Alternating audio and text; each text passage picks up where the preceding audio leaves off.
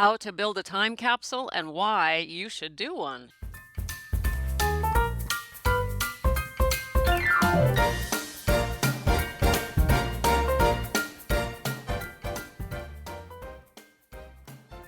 Snippet time. Welcome, welcome, welcome to Sober Living Snippets, where we help you live alcohol-free so you can feel youthful again, heal your relationships, and get rid of regret and shame.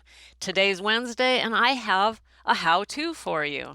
You know what? This week, on Friday, I'm going to turn 59 years old. 59. So I have one more year in my 50s. One more year. So I got big plans for that year.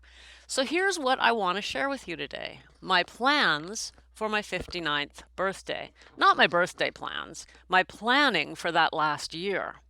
I'm going to do another time capsule. So I did a time capsule last year on my 58th birthday. I also did one at the new year, but that's a different story. What I do is, and what I want to share with you today is how you can use a time capsule to accomplish your goals and overcome obstacles, and actually the magical value of a time capsule. So what's going to happen on Friday is, on my birthday, is I'm going to get to open an envelope that was sealed a year ago on my birthday, on my 58th birthday. And then I will sit down and I will write another time capsule and I will seal it and open it 1 year from Friday on my 60th birthday. Now I got a lot I want to accomplish yet in my 50s, right? I got stuff I need to get done before I turn 60. Well, that's what I'm going to do on Friday. I'm going to take some time and I'm going to plan out this last year of my 50s. What do I want to see happening? What do I want to accomplish? Where do I want to be when I do turn 60? You know, I never did anything like this when I was drinking. I was just surviving. And that means most of my life. And, you know, when we're just in survival mode, that's sad. It really is sad. My goal for the whole 20 years, no, not the whole 20 years, sorry, for the 15 years of my 20-year career as a college professor, because for 15 years I was drinking, the last 5 I was sober.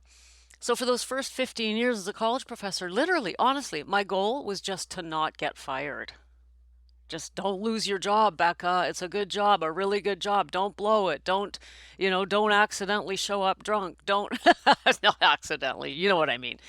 I was just trying to survive. It was just survival mode. And then, of course, the years leading up to that was the same thing. So my whole life was just survival mode. There's no planning, there's no accomplishing, there's no feeling good, there's no hitting milestones. You know, it's really, really hard to do things like that when you're drinking and when you have no control of your alcohol. So this is just like such a new thing for me, only being sober for 7 years. I'm like, the things that we can do are so exciting that we just can't get done and can't make happen when we're under the thumb of alcohol. So anyway, what is a time capsule? Well, it's very straightforward. You could write a time capsule, or you can record it, or you could make a video, an audio, any way you want. What you want to do is sit down quietly and make a decision of what you'd like to accomplish in a certain time period. Now, it could be a year, it could be 6 months, it could be 3 months. You could do one once a month, would be cool. But the goal of it is to write down what you'd like to see happen.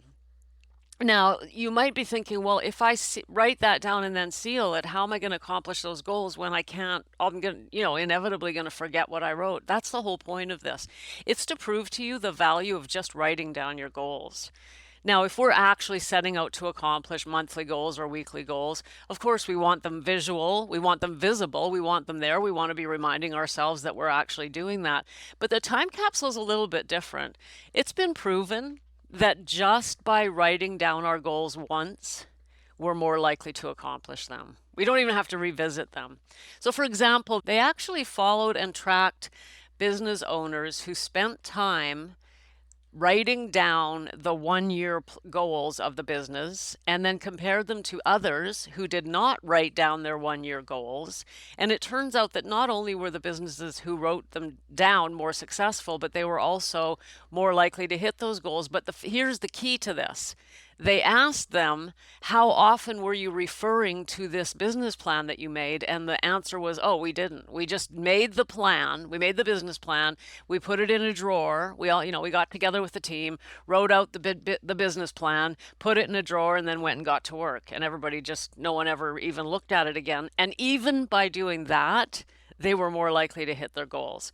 So this applies to us as well. So that's the whole purpose of, or the whole theory behind a time capsule, is just getting it down, just saying to yourself, I would really like to see this, this, and this happen in my life in the next year, or as I say, any time period that you're thinking about. And then put it in an envelope, write the date on it, and then put it somewhere that you'll see it. So not that you won't be reading it, you'll see the envelope, right? You'll know that, oh, look at that, in 10 months, I'm going to open that, or in 8 months or 6 months or whatever. Some people like to do these every year on January 1st. Here's what I would like to do this year, and then you seal it. You get to open it like a gift on the 1st of January every year. I'm going to do mine for my birthday. So yeah, I'm thinking a lot about what I want to accomplish with what I've got left in my 50s, which on Friday will be exactly 1 year. And I think that's really exciting because as I said, I've never done that before, and it makes me feel like I have opportunity. Whereas when I was drinking, time just went away. I just would sort of wake up one day and I was, 50. Then I woke up another day and I was 51. And then you wake up another time and there you are, 52. And of course, on my birthdays, I was always drinking and I was always hungover the next day and there was nothing. You know what I mean? It's just not, I'm just so, so glad I don't have to do that anymore. So that's the theory behind a time capsule. As I say, you could make yourself a little recording. You could make yourself a video. But it's worthwhile thinking about what we want, even if we don't revisit what we put down. That's the whole theory behind the time capsule, which is, as I say, completely different from goal setting, which you would want to revisit and you'd want to check things off the list and you'd be very much more strategic and intentional about it. But a time capsule is just getting it down, sealing it up, and knowing it's there and having something to look forward to, not look after, look forward to. So there you go, kids. There's a theory for you, a thought for you, something that you might want to try. For today's do, I invite you to sit down and ask yourself, what's your goal you're looking to accomplish over the next year? Have you thought about that? Have you thought about where do you want to be next September? What do you want to have happen in the next year? Have you ever done that and followed through on it? So today I invite you to consider making yourself a time capsule. Think about where you want to be, what you'd like to accomplish. If you're not living intentionally because you're under the thumb of alcohol, then I give to you this gift of this idea as a gift, and hopefully it excites you and gives you one more reason to give up alcohol. Because I tell you, I couldn't do stuff like this when I was drinking. Maybe you can. I sure couldn't. All right, there it is. That's your snippet for today. And I want to remind you that I'm doing some really interesting research this week to prepare us for next week, where I'm going to give you each day next week we're going to look at a different strategy for overcoming alcohol.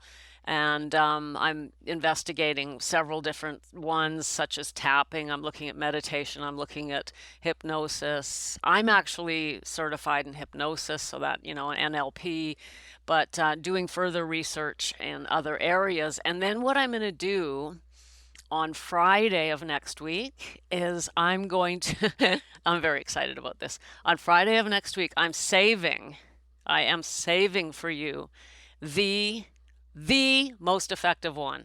So I've made a decision which one's the best, and I found, okay, this is the nugget, the big one, the beautiful one, the answer to how to get over alcohol. And I'm wrapping that up in a bow for you, and it's going to come out on Friday of next week. What will that date be? I don't know. Probably around October 4th or something. I don't have my calendar in front of me. I'm not that organized. My point here is that each day next week, we're going to look at a different technique that you might want to explore if you're trying to get off alcohol. And at the end of the week, I'm going to give you the most powerful one according to Becca, because everything here is according to Becca. Thanks for listening. Thanks for popping in. See you tomorrow. Thanks for popping in. Be sure to come back tomorrow so we can keep your head on straight. Sending you buckets of love.